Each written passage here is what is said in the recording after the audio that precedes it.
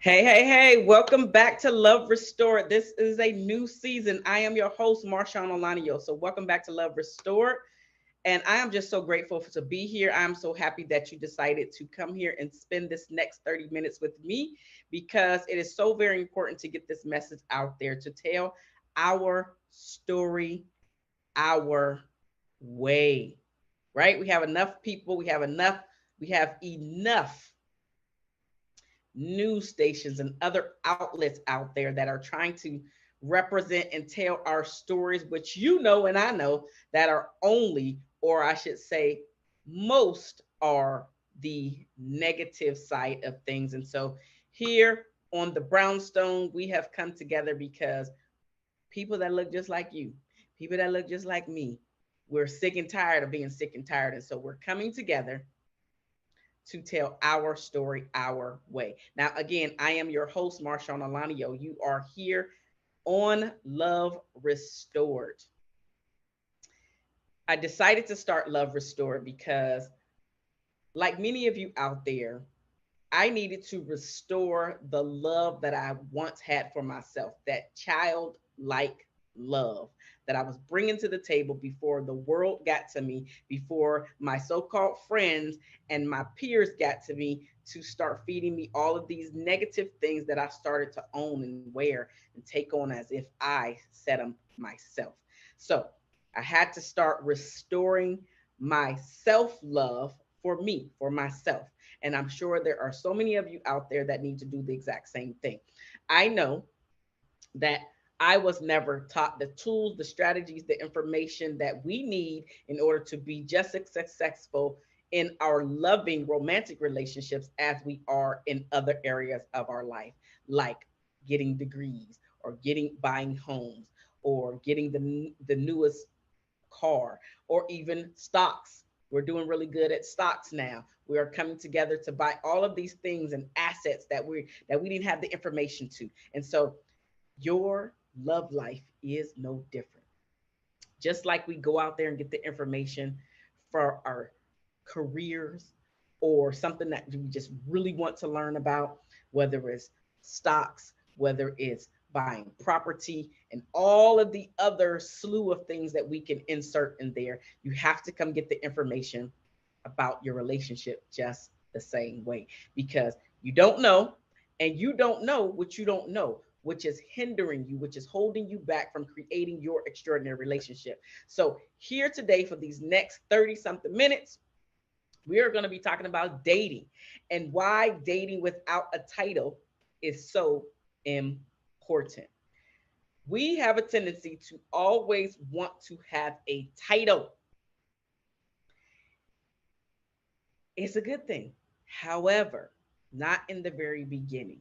You should be just learning, gathering information, gathering data in order to walk away, go off to the side into your silent place, into your silent world, so you can reflect on the conversation, so you can reflect on how the date went, so you can really assess how this person is and assess how well they would fit into your life.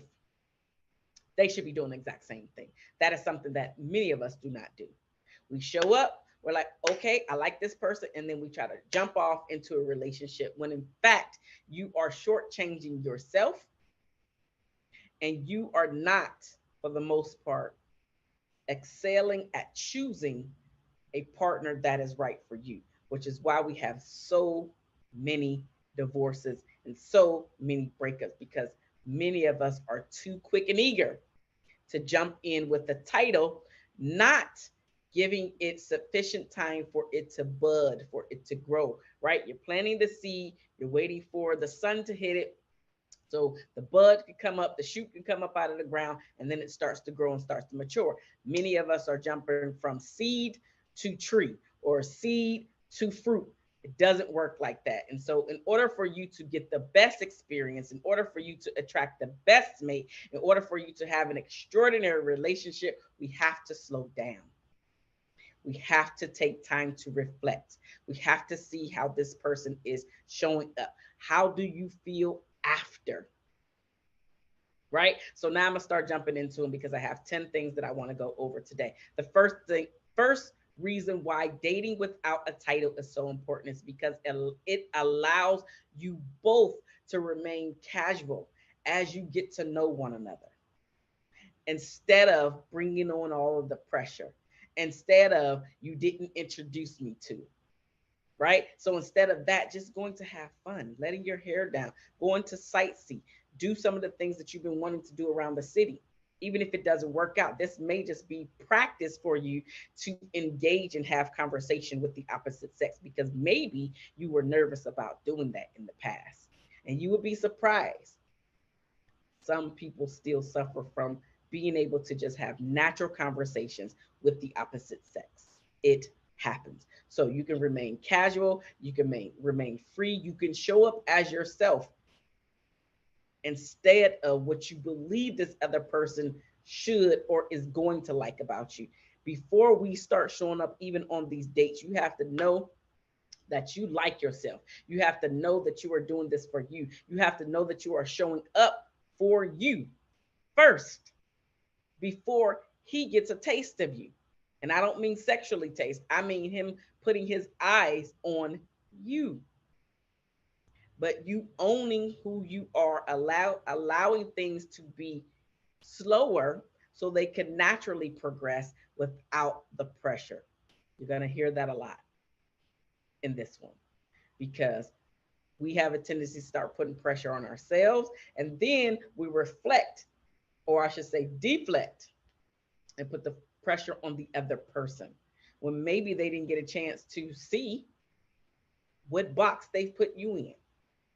Is she long term? Is she a dating for now?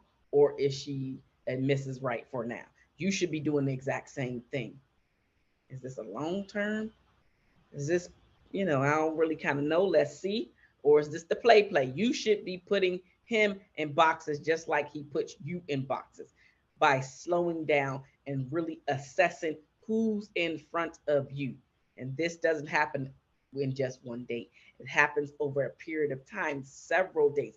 I even suggest to my clients that they should go on six dates before you make a decision. Why six? Because by the sixth date, the nerve should have calmed down. You should be able to naturally talk to this person because you should be used to talking, texting, emailing, whatever, however you two communicate. But meeting up at least six different times before you say, and what box you're going to put them in. Because men and women initially know if they can see the sexual attraction to you. Might not act on it, but we, men and women, can see if we are sexually attracted to you in that initial meeting. So, not a lot has to go into it, but you want to remain as casual as possible in the beginning so you can freely have conversations about the things that you want, about the things that you need, and actually be open to listening to his side. So then again, when you go away and reflect and when you go away and assess the situation, now you can say, okay, I can see him. Okay, I can see that this kind of working. Or you can say, I do not see myself a part of that world, whatever that world is. But you got to slow down. Don't be looking for the title right away. Look for casual.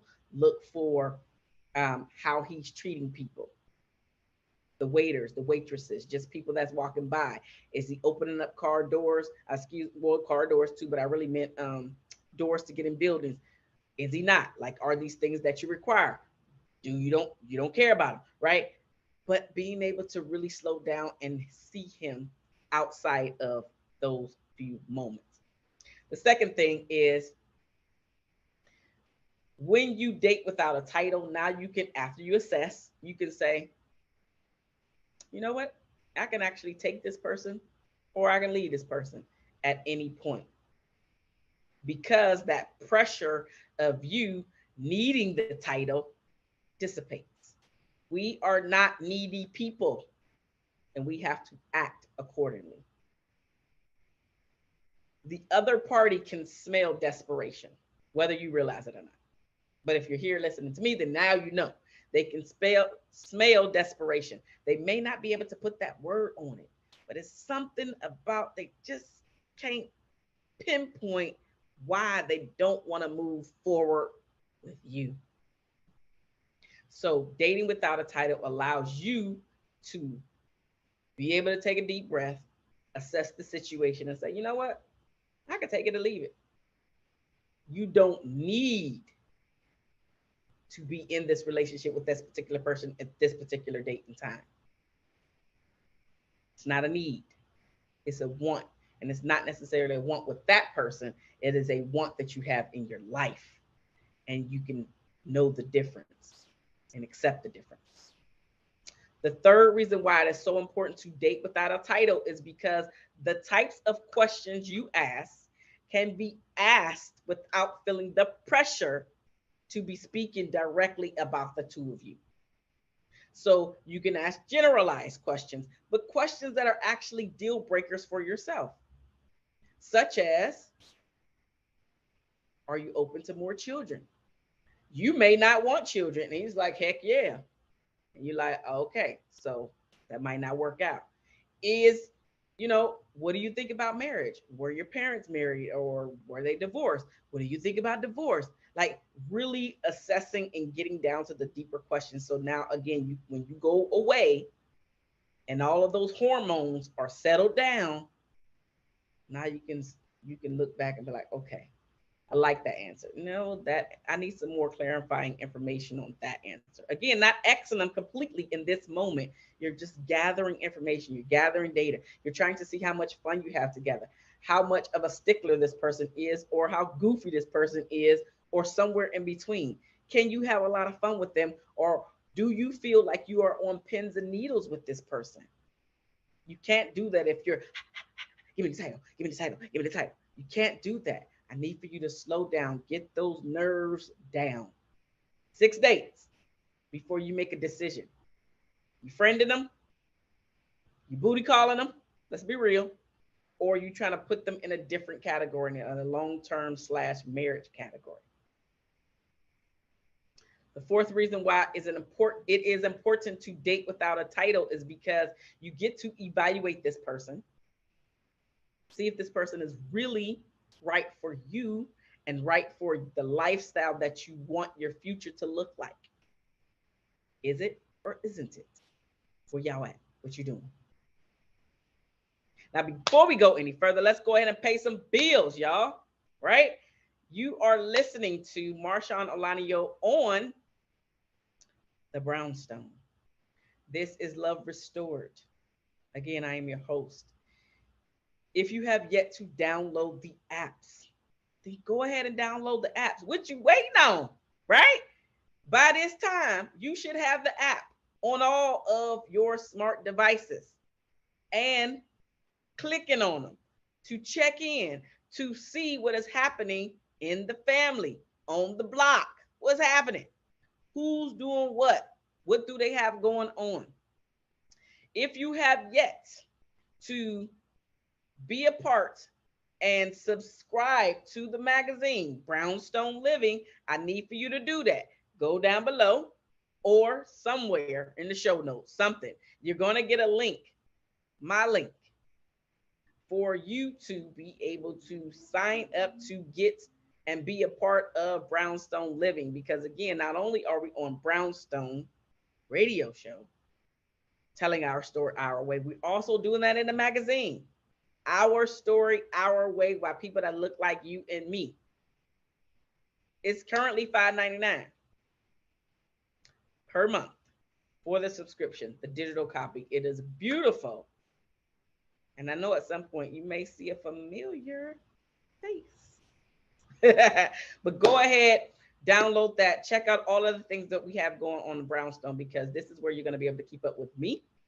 This is where you're going to be able to keep up with all of the other personalities. And guess what? If you want to keep up with me outside of Brownstone, then you can do just that by going to my website at www.marshauno.com, where you can check out all of my services, all of my books, my articles. Just, you can go and check them out. Go and check out me, take a deeper dive.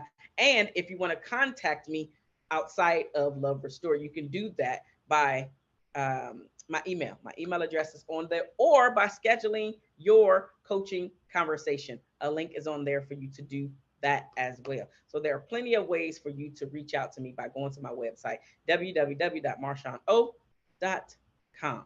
Now let's jump back into why dating without a title is so important. Number 5, you don't have to settle for what's being presented to you. A lot of times we have a tendency to start to settle for what's in front of us because we don't believe that somebody else is going to come along, somebody better is going to come along, because maybe it has been a few months, maybe it's been a few years since somebody has paid you attention in this way. But here's the thing: once you start going down the road with somebody that you know you should not be entertaining and just accepting whatever it is that they are presenting to you, this is when we start to get into trouble. And then we pay later. So I don't want you to pay later. I want you to pay attention right now. So again, you get to evaluate them. And then notice you do not have to just accept what they are presenting to you. Right now, you are evaluating the situation to see where this person fits into your life, or if they fit into your life at all. Exactly what you're doing. This is exactly what you are doing. So do that. Slow it down. Don't be so excited about receiving the title, because then you're in a world of trouble later on. Asking a plethora of deeper questions. Yes, you can talk about where they're from, you can talk about the career, you can talk about all of the fluff, all of the surface level stuff that people are so willing to give to you. It is when we start going deeper and layers below that now the person might be looking around, or the shutdown starts to happen. Some people it doesn't happen to. Others, it happens a lot. And then we wonder, when we actually get into the relationship, we're wondering what happened to that connection that we were building. And it's because that person has some walls that they have blocked off over here, and you're not able to get on the other side of that wall because you don't have permission. They will not allow you over there. So being able to slow down, assess everything that the person is bringing to you, knowing that you have options, you have choices, you can accept it, but you don't have to settle for it, right? Accept it or not, settle or not.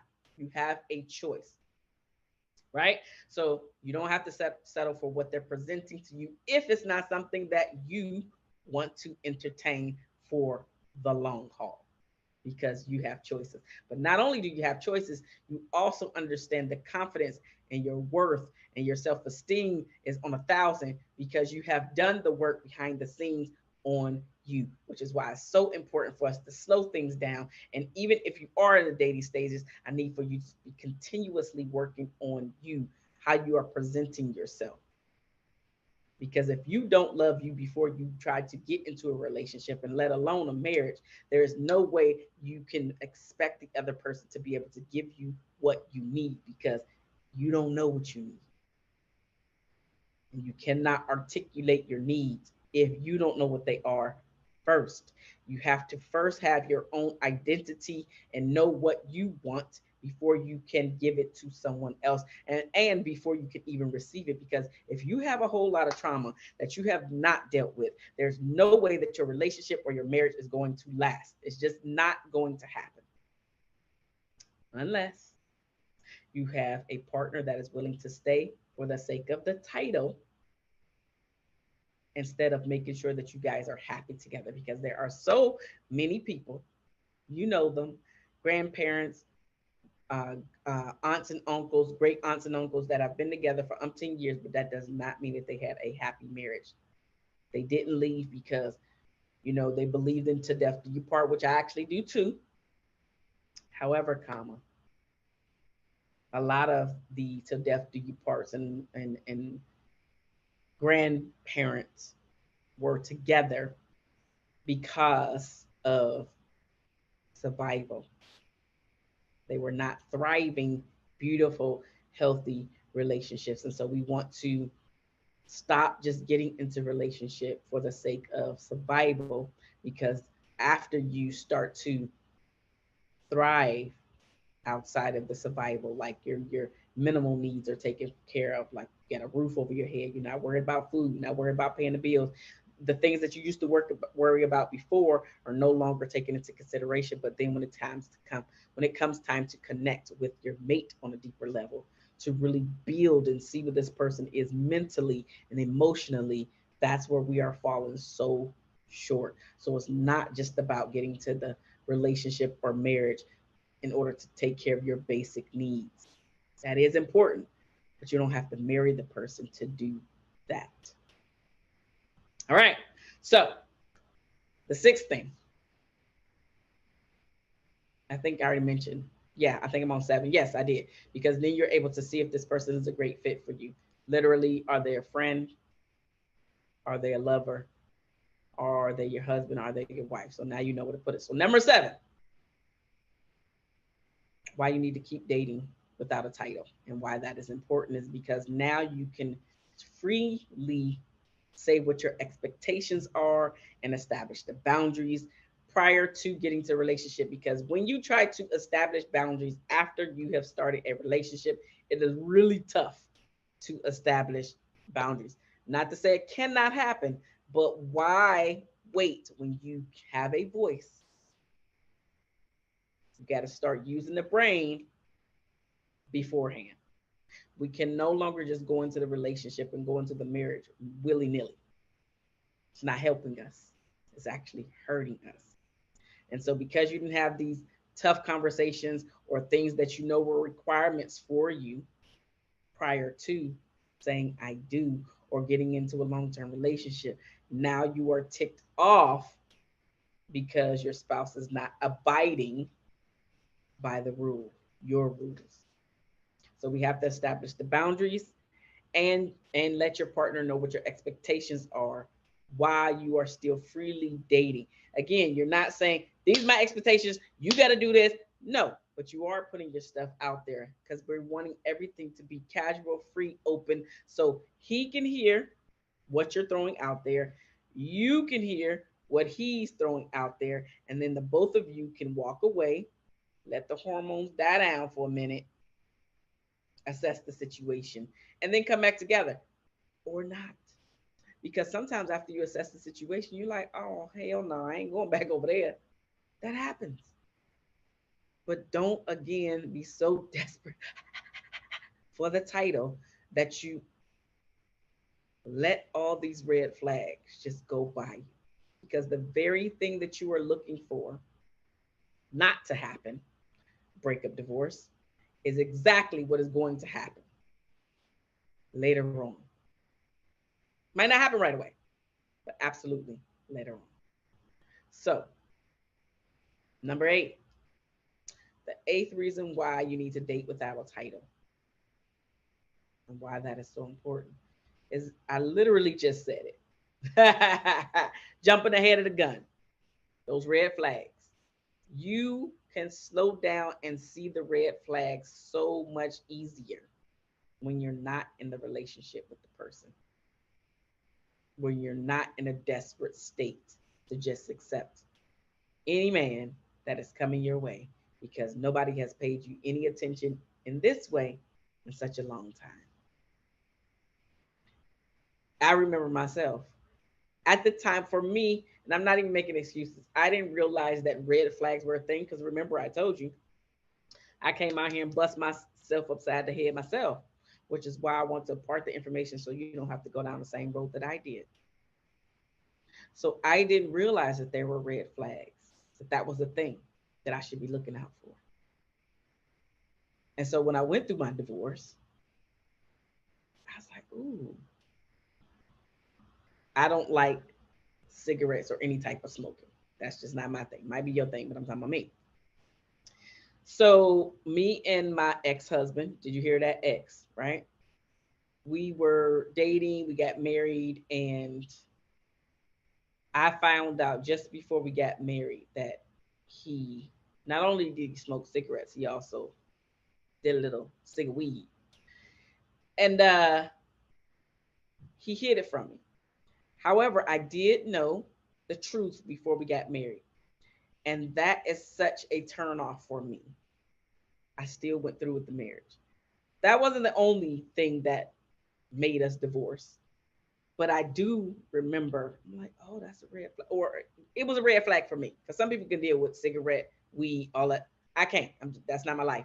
So that was one of the things that I should have walked away. Another thing is he was out partying a lot more than I realized he was. But when it came to the forefront, it was something I'm like, he's just getting out of his system. So those things that we just allowed to just float by. When I knew I didn't want nobody that drank all the time, that smoked anything, and that was a partier. I already knew that prior to, but I still ignored it and went on ahead and did it. Again, that is just the basis of what made us become exes. But there were other things that I just didn't know, right? And you don't know what you don't know. You do not know what you do not know. So the red flags, you will be able to see them a lot clearer without the title. And if you go into it knowing the red flags are there, then that is a choice that you consciously made. You consciously made that choice, and you really have to deal with your choices and accept them. So if a divorce or breakup happens, you are partly at fault.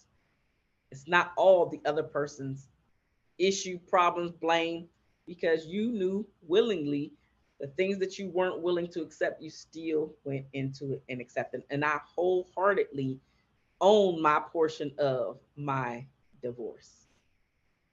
But it's in hindsight. And I don't want you to have to worry about hindsight. I want you to get the information now. So if you are thinking about saying I do, and you see some red flags, and you know that you have addressed the red flags, so you're giving them the opportunity to actually change and say it way, and they still have not,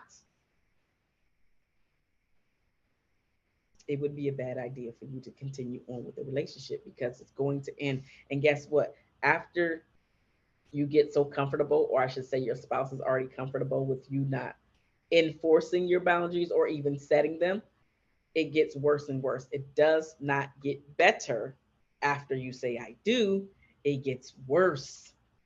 Please hear me. It gets worse. So don't ignore those red flags because you don't want it to get worse. You don't want to have to go in hindsight. Just be willing to slow down and accept the fact that you are in the dating stage in your life.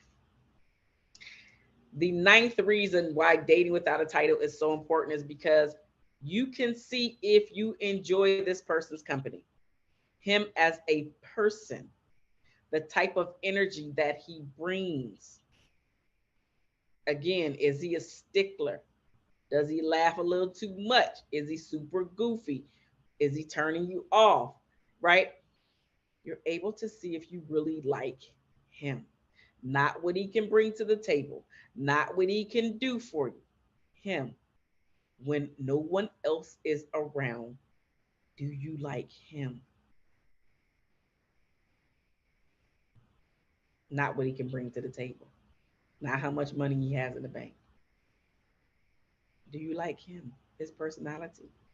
Do you like the way that he looks? Do you like what he brings to the table? You can only do that. You can only assess this when you slow down and not be so anxious for the title. The 10th reason why dating without a title is so important is because it keeps things fun and light.